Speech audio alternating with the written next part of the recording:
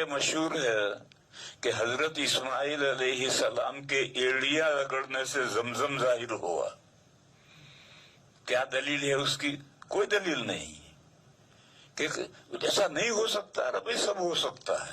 قرآن کریم میں ہے ایوب علیہ السلام بیمار ہو گئے تھے نہایت ضعیف، تو اللہ کا حکم آیا ارکض برجلک، اپنا پیر کی ایڑی مارو. ایڑی ماری، چشمہ ظاہر ہوا اور کہا اس کو پیو اور نہاؤ، اچھے ہو گئے.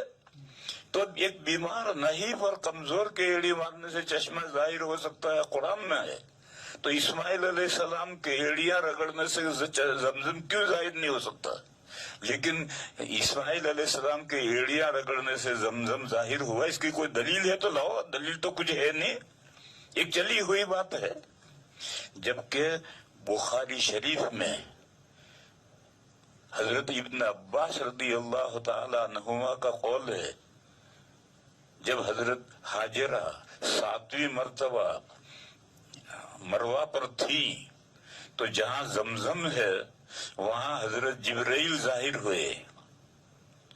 تو انہوں نے حضرت حاجرہ نے وہاں مروہ پر 1 کلومیٹر کا فاصلہ ہے، وہاں انہوں نے حضرت جبرائیل نے کوئی بات کہی، وہ بات سنی اور سمجھی نہیں. تو انہوں نے کہا کہ اگر آپ کے پاس کوئی آپ اس آڑے وقت میں میری کوئی مدد کر سکتے ہو تو مدد کریں.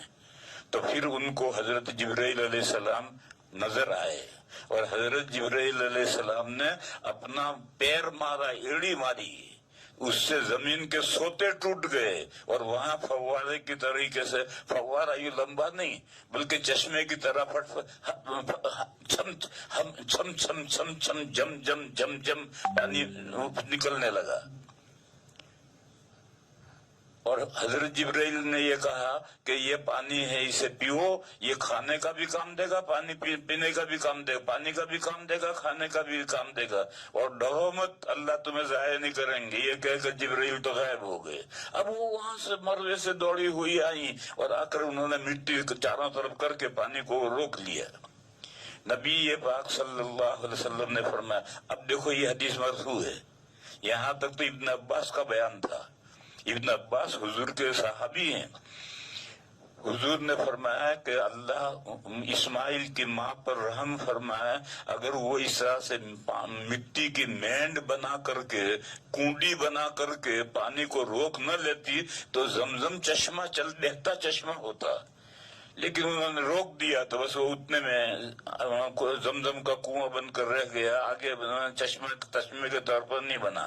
بہرحال یہ روایت بخاری شریف میں ہے کہ حضرت جبرائیل علیہ السلام نے وہاں یا تو اپنا ہاتھ مارا، بازو مارا، یا پیر کی ایڑی ماری، اور وہ اتنی زور کی لگی کہ زمین کے اندر جا کر جو سوت ہیں وہ سوت ٹوٹ گئے اور وہاں سے پانی نکلنا شروع ہوا. اور آج تک اتنا پانی نکل رہا ہے کہ ساری دنیا پینا چاہے تو پانی ختم نہیں ہوگا. میں یہ کہہ رہا تھا کہ اب یہ بخاری شریف میں روایت ہے، اب اس کو لیں گے، یہ لوگوں کی چلی ہوئی بات لیں گے.